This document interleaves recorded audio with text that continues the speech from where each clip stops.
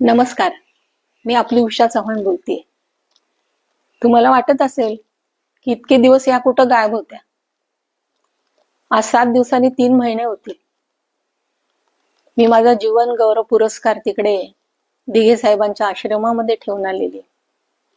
त्यावेळेस माननीय उपमुख्यमंत्री एकनाथजी शिंदे यांनी मला प्रॉमिस केलं. सगळ्या गोष्टी मला विचारून घेतल्या.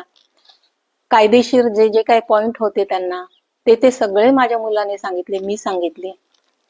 आणि ते ऐकल्यानंतर त्यांनी मला प्रॉमिस केलं, उषाताई तुमचं मी काम करणार कुठल्याही परिस्थितीत. ह्या अख्ख्या महाराष्ट्राने बघितलेलं आहे. नवीन आपल्याला काही सांगायला नको. परंतु त्यांना माहिती आहे की नाही काय मला कल्पना नाहीये. असा डोक्याला ताप देतात त्यांचे लोक मला, माझ्या मुलाला, की एक पत्र पाठवले त्यांनी मुख्यमंत्री ऑफिस मधून आणि त्याच्यामध्ये भंजाळल्यासारखं लिहिलेलं आहे. काही लागेल ते लिहिलेलं आहे की ज्या TDR साठी मी काही वर्षापूर्वी तिथे आझाद मैदानावर उपोषणाला बसले होते.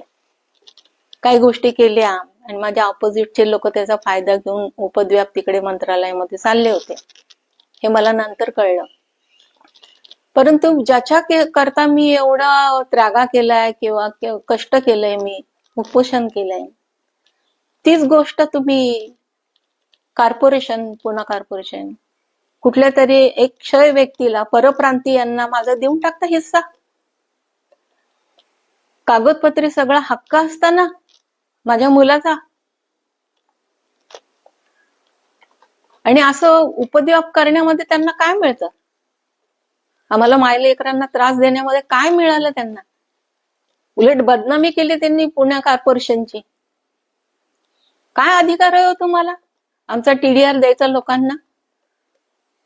कोर्टातून एवढा त्यांनी निर्णय दिलाय की दोन्ही पार्ट्या एकत्र बसा, कॉम्प्रोमाइज करा, तुम्ही निर्णय घ्या. ह्यांना कॉर्पोरेशनला काय अधिकार नाहीये, काही अधिकार नाहीये, तरी सुद्धा बळजबरी करतात. कोण आहे त्यांच्या पाठीमागे? की ज्यांना कुठलं काय खायचं नाहीये, व्यवस्थित पचवायचं नाही पोटामध्ये, लोकांचा हाय घ्यायची ही. कोणी सांगितलं यांना? कोण आहे आमचे दुश्मन हे? का आम्हाला वारंवार त्रास देतात? बेकायदेशीर स्वतः बघायचं आणि आम्हाला हेलपाटे घालायला लावायचे. कुत्र्याचं शेपूट वाकडं ते वाकडच. ही लोक कधी सुधारणार आहेत? आणि हे सुधारण्यासाठी मी माननीय उपमुख्यमंत्री एकनाथजी शिंदे यांच्याकडे गेले होते. त्यांनी मला प्रॉमिस केलंय, त्याची मी आतापर्यंत वाट बघत होते. आणि हे लेटर त्यांनी पाठवून काहीतरी उपद्व्यापच सांगितले. याच्यामध्ये भंजाळासारखं लिहिलेलं आहे. तुम्ही वाचा, माझ्या चाहत्यांनो, तुम्ही वाचा. त्यामुळे तुम्हाला कळेल हे करायचं का ते करायचं, ते करायचं हे करायचं. काय करायचं ह्यांनी आणि आम्ही काय करायचं? कसं आयुष्यभर करायचं? 79 वर्ष चालू आहे. आता दहीहंडीला मला 80 पूर्ण सुरू होईल. का माझे हाय घेतात ही लोक? आणि काय मिळणार आहे? आणि काय हा दुष्टपणा? राक्षसांचं असल्यासारखं राज्य वाटतंय आता सध्या. मराठी माणसाला जगवायचंच नाही का यांनी?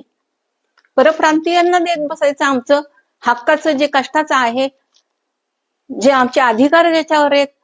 तुम्हाला काय अधिकार आहे आमची गोष्ट लोकांना द्यायची? तुम्ही तुमचंच पत्र वाचा. हे कसं भंजाळल्यासारखं लिहिले ते. हे करू का ते करू, ते करू का हे करू, असं तुमची परिस्थिती झालेली आहे.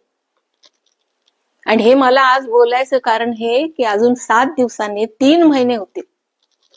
मध्ये एकदा त्यांचे PA, 1 नंबरचे जे PA आहेत, त्यांचा फोन आला होता. 10 दिवसाच्या आतमध्ये मीटिंग ठेवतो. त्यानंतर त्यांचा फोनच आला नाही. त्यानंतर मंगेश देसाई यांना पण आम्ही कॉन्टॅक्ट केलं की तुम्ही एकत्र बसवा आणि निर्णय द्या आम्हाला. कारण 154 खाली UD मिनिस्टरना अधिकार आहे. म्हणून आम्ही तिथे गेलो. त्यांना आम्हाला डोक्याला ताप द्यायचा नाहीये शिंदे साहेबांना. काय अधिकार नाही, हा आमचा हक्काचा गोष्ट आहे.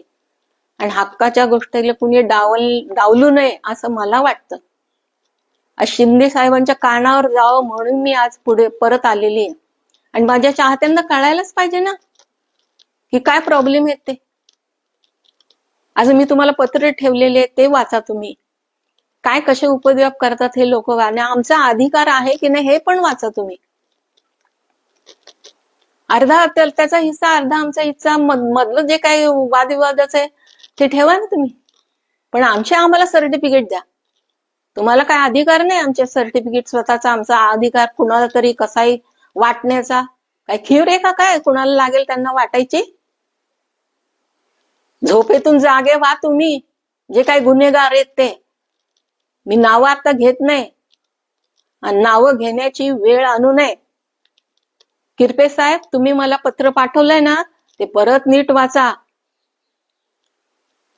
आणि मंत्री साहेबांच्या कानावर घाला. ते तुम्ही काय करता हे माहिती नाहीये. अख्ख्या महाराष्ट्रासमोर मंत्री साहेबांनी मला प्रॉमिस केलंय. बेकायदेशीर असताना मी तिथे गेलेच नसते. मला कुणाला असं खड्ड्यात पाडायचं नाहीये. कुणाचं वाईट चितलं नाही मी आयुष्यभर आणि कधी वाईट चितणार नाही. पण माझी हाय कोणी घेऊ नये. माझं मला वाटायचं द्या तुम्ही सर्टिफिकेट माझ्या हातामध्ये. अजून किती वर्षांनी देणार आहे तुम्ही? हायकोर्टने सांगितलंय कॉर्पोरेशन मध्ये तुम्ही दोन्ही पार्ट्या जा, कॉम्प्रोमाइज करून तुमचं तुम्हाला घ्या. हे काहीच करत नाहीत. परस्पर यांचे निर्णय चालले, मोगलाई चालली यांची. परप्रांतीयांच्या हातामध्ये देणार, मराठी माणसाला साप झोपवायचं. पण आम्ही झोपणार नाही, आम्ही झोपणार नाही. मी शेवटपर्यंत झोपणार नाही. तेव्हा एकनाथजी शिंदे तुमच्या पण समोर ही गोष्ट यावी म्हणून मी आज समोर आलेली आहे. एक 4 गोष्टी त्या आमच्या ह्याच्यातर्फे व्हाव्यात असं मला वाटतंय. आणि ते तुम्हाला पण, माझ्या चाहत्यांना पण मान्य होईल. गेलं रे ते.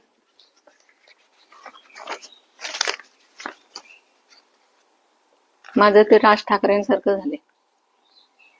माझा टीडीआर हक्क तात्काळ द्यावा. माझा टीडीआर कोणाची कृपा नाहीये मला देण्याची. तो माझा कायदेशीर हक्क आहे आणि तो हक्क कागदपत्राद्वारे स्पष्ट असताना तो देण्यास विलंब होणे अन्यायकारक आहे. मी महाराष्ट्र शासनाला, संबंधित सर्व अधिकाऱ्यांना नम्रपणे ठाम विनंती करते.